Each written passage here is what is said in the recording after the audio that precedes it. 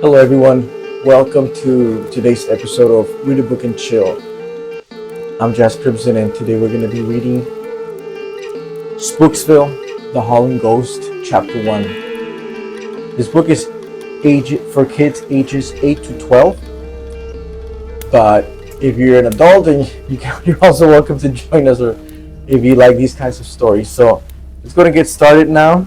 The day the Howling Ghost kidnapped Cindy Mackey's kid brother Neil was rotten from the start. Cindy began to expect bad times ever since her family moved to Springville, or Spooksville, as kids in town called it. At first, even though she disliked the place, Cindy didn't believe half the stories she heard about it. But after the ghost came out of the lighthouse and grabbed Neil, she was ready to believe anything. "Can I walk on the jetty?" Neil asked as they reached the end of the beach, where the rock jetty led out to the lighthouse. "I don't think so," Cindy replied, stuffing her hands in her pockets. "It's getting late and cold." "Please," Neil pleaded, sounding like the 5-year-old he was. "I'll be careful." Cindy smiled at her brother. "You don't know what the word means." Neil frowned. "Which word?" "Careful, dummy."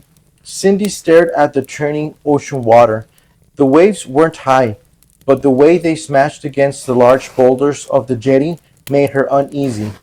It was as if the surf were trying to tear down the structure, and the tall lighthouse, standing dark and silent at the end of the jetty, also made her nervous. It had ever since she moved to Springville 2 months ago. The lighthouse just looked, well, kind of spooky. "Pretty please?" Neil asked again. Cindy sighed. "All right, but stay in the middle and watch where you put your feet. I don't want you falling in." Neil leaped in the air. "Cool. Do you want to come?" Cindy turned away. "No, I'll sit here and watch. But if a shark comes out of the water and carries you out to the sea, I'm not going in after you." Neil stopped bouncing. "Do sharks eat boys?" "Only when there are no girls to eat." Seeing Neil's confused expression, Cindy laughed and sat down on the large rock. "That was a joke. Go, quick, have your walk on the jetty. Then let's go home. It'll be dark in a few minutes." "Okay," he said, dancing away, talking to himself. "Watch out for the falling feet and girl sharks." "Just be careful," Cindy said, so softly she was sure Neil didn't hear her. She wondered why the dread she felt about the town hadn't touched her brother. Since their mother had moved them back to their father's old house 8 weeks ago, Neil had been as happy as one of the smiling clams he occasionally found on the beach. But Cindy knew the town wasn't safe. In Springville, the nights were just a little too dark, the moon a little too big. Sometimes in the middle of the night, she heard strange sounds, leathery wings beating far overhead, muted cries echoing from under the ground. Maybe she imagined these things. She wasn't sure. She just wished her father was still alive to go with them on their walks. Actually, she just wished he were alive. She missed him more than she'd know how to say. Still, she kept going for walks late in the evening, particularly by the ocean. It seemed to draw her. Even the spooky lighthouse called to her. Watching Neil scale the first of the large boulders, Cindy began to sing a song her father had taught her. Actually, it was more of an old poem she had chanted. The words were not pleasant, but for some strange reason, they came back to Cindy right then. "The ocean is a lady. She is kind to all. But if you forget her dark moods, her cold waves, those watery walls, then you are bound to fall into a cold grave, where the fish will have you for food. The ocean is a princess. She is always fair. But if you dive too deep into the abyss, the octopus's lair, then you are bound to despair, in a cold grave, where the sharks will have you for meat." "My father never was much of a poet," Cindy muttered when she finished the piece. Of course, she knew he hadn't made it up. Someone had taught it to him. She just didn't know who. Maybe his mother or father, who had lived in Springville when her father was 5. Cindy wondered if he had ever walked out to the lighthouse. Without warning, the top of the lighthouse began to glow right then. "Oh no," Cindy muttered as she got to her feet. Everyone knew the lighthouse was deserted, a pillar of spider webs and dust. Light had not shone from its windows since she moved to Springville. Her mother said it wasn't been turned on in decades.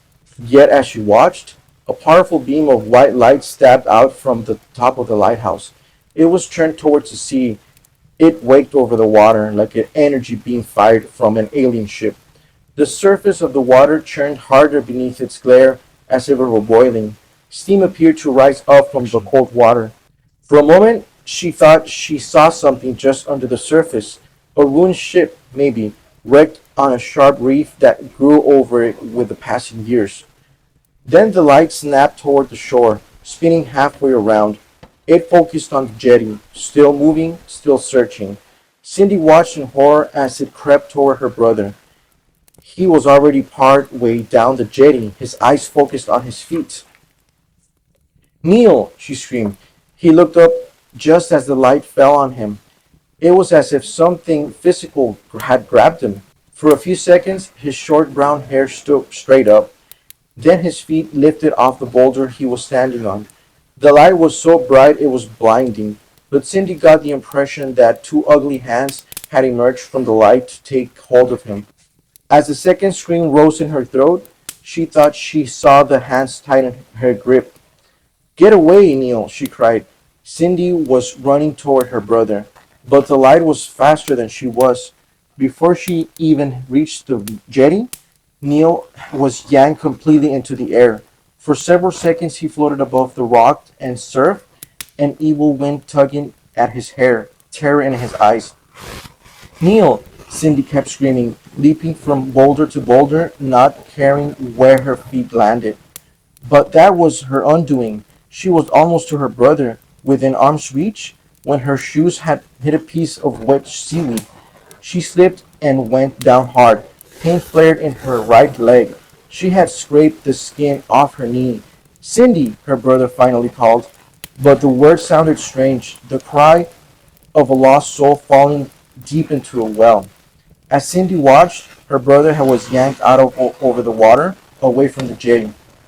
He was held suspended as the waves crashed beneath his feet and the wind howled. Yet this was not natural wind. It howled as if it was alive, or else it shouted as if it hungered for those still living. The sound seemed to come from the beam of light itself. There was a note of sick humor in that sound, a wicked chuckle. It had her brother. It had what it wanted. "Neil!" Cindy whispered in despair. He tried to speak to her, perhaps to say her name again, but no words came out. The beam of light suddenly moved.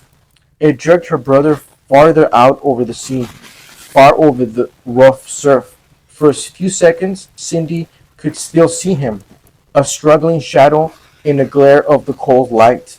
But then the beam swept upward towards the sky and went out. Just like that, the light vanished, taking her brother with it. "Neil!" Cindy cried, but the wind continued to howl, and her cry was lost over the cool sea.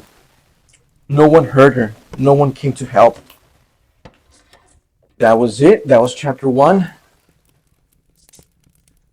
What did you guys think of the story so far? Where do you think Neil went, Cindy's brother? What do you think happened to him? We'll be back soon with chapter 2 to continue the story. Thank you so much for joining me today. Read a book and chill. And I like to think of it like a chapter a day keeps stress away. A chapter a day keeps.